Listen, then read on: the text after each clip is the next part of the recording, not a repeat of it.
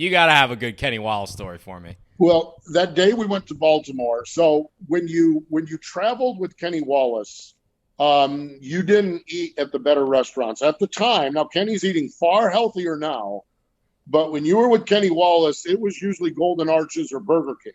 Okay. But we had a really successful media day in Baltimore, and we were driving up around the Chesapeake Bay, and we were going to splurge and go to Subway.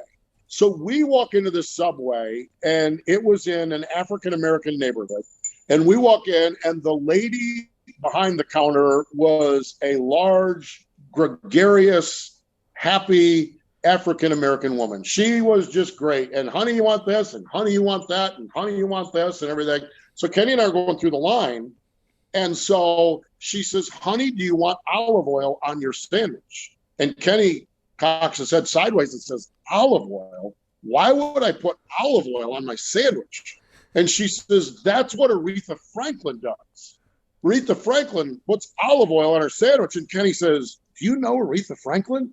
And she's like, no, but I love her music. Right there in the middle of the Subway, the two white guys within a 50-mile radius.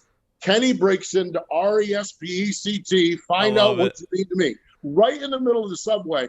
The woman behind the counter is dying. Everybody there is dying. And Kenny does that, and he does a chorus of RESPECT, and then he gives the Kenny Wallace laugh. He gives it the laugh. She's dying. Everybody's having a good time. I'm like, I don't know if this is good or bad at this time. I'm a young PR guy. I guess It's good. We're having a good time and a good laugh. And so he gets done singing. Everything kind of settles out. And she says, you didn't answer my question. Do you want olive oil? And he says, put olive oil on mine and put olive oil on his. If it's good enough for Aretha Franklin, it's good enough for us.